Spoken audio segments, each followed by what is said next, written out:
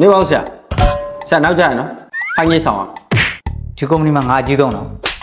အထက်လူကြီးမို့လို့နှစ်ဆဖြတ် ဒီကုမ္ပဏီမှာငါအကြီးဆုံးလို့ပြောနေတာ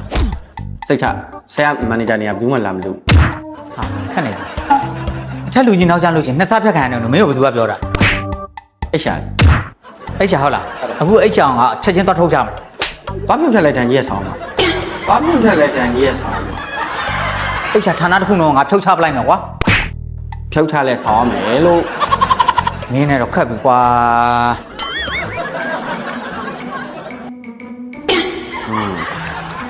ကြည့်နေလိုက်ခုချက်ချင်းအဲ့ချာဌာနတစ်ခုတော့ငါသွားဖြုတ်ချပလိုက် ဖြုတ်ပေါ့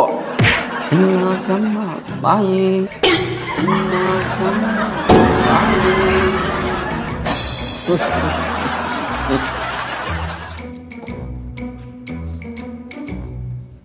ဟေးဆရာတို့ခါရပ်ပါဒီနေ့နောက်ကြတယ်ဖြတ်ပဲ ဟေ့ရမနေ့ကတော့အဲ့ချာဌာနကိုငါအကုန်ဖြုတ်ချလိုက်မယ် အဲ့အိတ်ရှာဌာနဖြုတ်လေလက်အောက်ဝန်ထမ်းတွေအတွက်ဒါကုမ္ပဏီစီကမ်းပဲ အဲ့စီကနေအကုန်လုံးမှဖြုတ်ချပလိုက်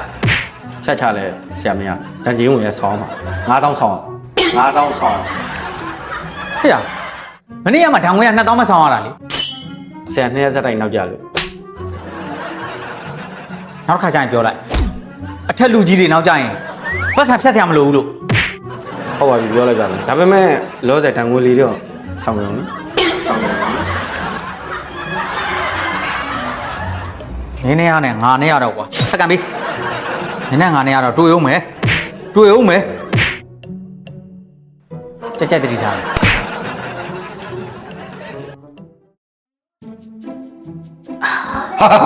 ် ဟေးခဏလေးရက်တော့မူပါဘူးတန်ငွေဆောင်းရဲပါဦး ဘာတန်းဝင်ဘာနောက်မကြောက်ဘူးလေ ဆရာနောက်ကြတယ်လို့မပြောပါဘူးဆရာမင်းကစောပြန်တယ် စောပြန်တယ် အေး အေးဟုတ်တယ်နင်းကငါစောပြန်တာအပြင်မှာအလုပ်ကိစ္စရှိလို့နော်အဲ့ဒါလည်းဖြတ်တာပဲလားမင်းတို့က ဆရာမင်းကစောပြန်တာအခန်းမီးတွေမပိတ်ခဲ့ဘူး အဲ့ဒါအိတ်ချဌာနအမြဲပိတ်နေကြလို့ ဟောအဲ့ဆရာဖြုတ်လိုက်ပြီလေ ဟုတ်ကဲ့ပြန်ခေါ်လိုက်ကွာ အေးပြန်ခေါ်ချင်တဲ့ခေါ်လို့ရအောင်ဝင်ချင်တိုင်းဝင်ထွက်ချင်တိုင်းထွက်လုပ်လို့ရကြလာလိမ့်မယ်အာကြီးကြီး တို့တီကတယောက်ယောက်ကိုလှုပ်လိုက်လက်ဆောင်လေးပါလေးပေးပြီးတော့ပြန်ခေါ်လိုက်ပေါ့ အေးရမှာပေါ့အာကြီးကြီးလာတာမျိုးတိုးမပြီးပဲနဲ့ တိုးကွာလာတာတိုးပေးလိုက် အေးအဲ့ဒါဆိုရင်ဖက်ရော့တန်ငွေလေးရော့တန်ငွေလေးခက်လိုက် ဟာနောက်ခါကျရင်အခုလိုမျိုးအစင်ဖြတ်တဲ့ဒဏ်ကြီးတွေရောစင်းမြင့်စီကနေမှာအကုန်လုံးဖြတ်ချပလိုက်အခုငါပြောပြီးတာနဲ့ငါစောင်းပြီးတာချက်ချင်းဖြတ်ချ โอเคရော့လောဆယ်တော့ဆောင်းလောဆယ်တော့ဆောင်းတော့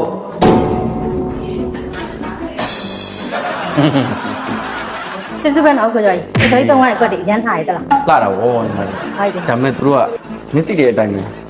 ဂျာကြီးဆိုတာငါတို့အစင်းဖြတ်လာခဲ့အသိရခေါင်းပုံအမျက်ကြီးသားစားတာ ဟုတ်ပါ အဲ့ဒီကနေငါနေတို့ပြန်တောင်းပေးမယ်တာဝန်ရှိရဲ့ဘိုးသူ့ကို